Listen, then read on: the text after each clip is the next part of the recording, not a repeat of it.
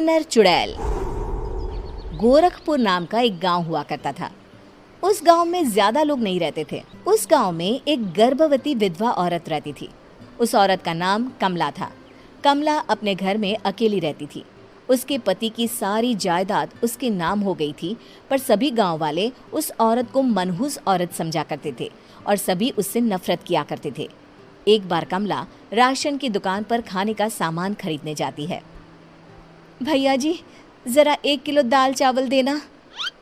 अरे हाय हाय हाय हाय हाय हाय। अरे मनहूस औरत, मेरी दुकान में अपशुगन करवाने आ गई क्या? हैं? चल जा यहाँ से। मैं कुछ नहीं देने वाला हूँ तुझे। भाग भाग यहाँ से, चल जा, निकल। भैया जी, ऐसा मत कहिए। मैं गर्भवती हूँ, मुझे खाने की बहुत जरूरत है। मुझे खाना दे दीजिए। दुकानदार कमला को वहां से धक्के मारकर भगा देता है। तभी कमला रोते रोते उस गांव के किन्नरों के इलाके में आ जाती है। गांव वाले किन्नरों को उसी इलाके में रखा करते थे, क्योंकि वो लोग किन्नरों को पसंद नहीं करते थे और उनके इलाके में रहने से मना करते थे। तो किन्नरों ने उसी गांव में अपना एक इलाका बना लिया था। जब किन्नर लोग देखते हैं कि एक गर्भवती महिला रोते रोते उनके इलाके में आ गई है, तो सारे किन्नर कमला के पास जाकर उसका हाल पूछने लगते हैं। क्या हुआ बहन, तुम्हारी गर्भवती अवस्था में इतनी बुरी हालत कैसे है? तुम रो क्यों रही हो?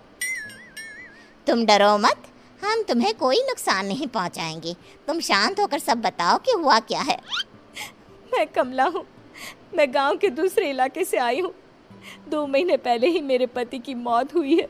मुझे गांव के लोग मनहूस मानते हैं, क्योंकि मैं विधवा हूँ और गर्भवती भी। वहाँ के लोग मुझे खाने के लिए कुछ बेचने के लिए भी तैयार नहीं, जिससे मेरा गुजारा नहीं हो रहा था। कोई बात नहीं कमला, हम तुम्हारा ख्याल रखेंगे। किन्नर लोग कमला को एक खाली घर में रहने के लिए जगह दे देते हैं और उसकी देखभाल भी करते हैं। कुछ ही महीने बाद कमला अपने बच्चे को जन्म देती है, पर अफसोस, कमला बच्चे को जन्म देते ही अपनी जान गंवा देती है। जब सब किन्नर बच्चे को देखते हैं तो बहुत खुश हो जाते हैं, क्योंकि वो बच्चा भी किन्नर ही था। कमला ने एक किन्नर बच्चे को जन्म दिया था। अब इस बच्चे की देखभाल कौन करेगा? हम तो इस बच्चे को गांव के दूसरे इलाके में भी नहीं भेज सकते। और तो क्या हुआ, इस बच्चे की माँ नहीं रही तो हम इसे पालेंगे। अब ये हमारे इलाके में रहेगा, हमारे साथ रहेगा। फिर वो किन्नर उस किन्नर बच्चे को गोद ले लेते हैं, उसका नामकरण कराते हैं। उस किन्नर बच्चे का नाम शक्ति रखा जाता है। देखते ही देखते शक्ति बड़ी होने लगती है। उसके रंग रूप बहुत सुंदर थे। वो बहुत सुंदर किन्नर दिखती है। एक दिन शक्ति एक किन्नर से पूछती है, माँ जी सुनिए ना, ये गांव के दूसरे इलाके में भी तो लोग रहते हैं, तो हम वहाँ क्यों नहीं जाते?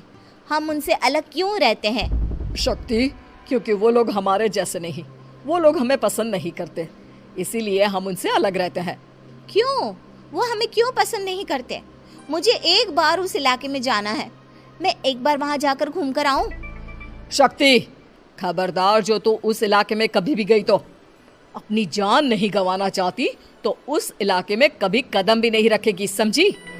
इतना कहकर वो किन्नर वहाँ से चली जाती है। शक्ति उस किन्नर की बात सुनकर बहुत रोती है। माँ जी, ऐसा कैसे कह सकती हैं? उन्होंने इतनी सी बात के लिए मुझे इतना डांटा। अब तो मैं उस इलाके में ज़रूर जाऊंगी। फिर एक दिन शक्ति गांव के दूसरे इलाके में चुपके से जाती है। ये लोग तो हमारे जैसे ही इंसान हैं, तो ये हमसे नफरत क्यों करते हैं? जब शक्ति उस इलाके में पहुंचती है तो गांव के सारे आदमी उसके रूप से मोहित हो जाते हैं। वो लोग ये अंदाज़ा नहीं लगा पाते कि वो किन्नर है। शक्ति की सुंदरता देखकर सारे गांव वाले उसकी तारीफ करने लगते हैं। तभी गांव का चक्कर लगाने गांव के जमींदार का बेटा हर्ष वहां पहुंचता है। हर्ष भी दिखने में बहुत सुंदर होता है। जब हर्ष ने शक्ति को देखा तो वो भी उससे मोहित हो गया, और जब शक्ति की नज़र हर्ष पर पड़ी तो वो हर्ष को देखकर मोहित हो गई। आपको पहले कभी इस गांव में देखा नहीं। इस गांव में आप नए हैं क्या? जी नहीं, वो मैं बस। तभी शक्ति बोलते बोलते रुक जाती है और मन में सोचने लगती है, अगर मैंने इनको बता दिया कि मैं दूसरे इलाके से आई हूँ तो वो समझ जाएंगे कि मैं किन्नर हूँ, इसलिए मुझे इनसे झूठ ही बोलना पड़ेगा। शक्ति हर्ष को कहती है, जी हाँ, मैं इस गांव में नई आई हूँ, यहाँ अकेली रहती हूँ। वैसे आप कौन है? आप भी इसी गांव में रहते हैं? जी हाँ, मैं इस गांव के जमींदार का बेटा हूँ। आपको किसी भी चीज की जरूरत पड़े तो आप मुझे बता देना, मुझे अच्छा लगेगा। ऐसे ही शक्ति और हर्ष एक दूसरे से रोज मिलने लगते। वो दोनों अपने प्यार का इजहार करने एक दूसरे से मिलने जाते हैं। तभी शक्ति का पीछा करते करते एक किन्नर वहां आ जाती है।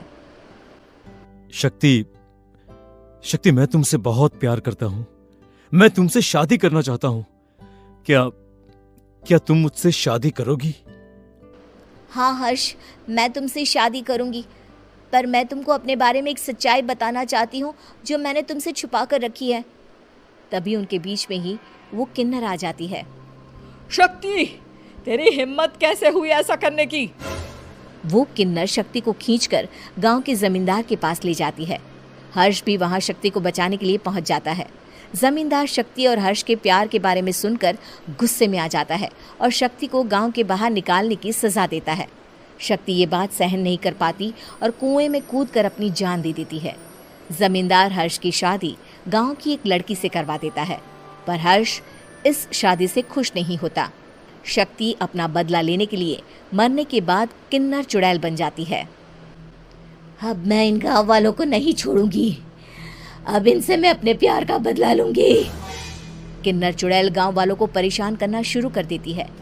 एक बार वो रात को गांव के खेतों में पहुंच जाती है और वहां आग लगा देती है। सारी फसल जल के राख हो जाती है। जब एक आदमी रात को उठकर देखता है कि खेत में आग लग गई है तो वो वहां पहुंच जाता है। वो देखता है कि खेतों के बीचों बीच एक किन्नर चुड़ैल खड़ी है और वहां खड़े होकर ताली बजा रही है। गांव वाला किन्नर चुड़ैल को देखकर बेहोश हो जाता है। जब सुबह उस आदमी को होश आता है तो वो सीधा जमींदार के पास जाता है।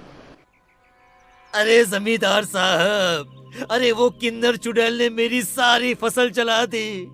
अब मैं क्या करूंगा? क्या होगा मेरा? जमींदार चुड़ैल किन्नर का नाम सुनते ही सब कुछ समझ जाता है। अब वो बहुत डर जाता है। उसी रात को जब जमींदार डर के मारे अपने कमरे में सो नहीं पाता, तभी वहां अचानक से किन्नर चुड़ैल आ जाती है। किन्नर चुड़ैल जोर जोर से जमींदार के आगे खड़ी होकर हंसने लगती है और ताली बजाने लगती है। जमींदार उस डरावनी किन्नर चुड़ैल को देखकर बहुत डर जाता है। तूने मेरे साथ बहुत बुरा किया, अब मैं तुझे जान से मार दूंगी। नहीं नहीं नहीं नहीं नहीं, मुझे माफ कर दो, मुझे मत मारो। मैं कभी ऐसा दोबारा नहीं करूंगा। अब तुम जो बोलोगी वही मैं करूंगा।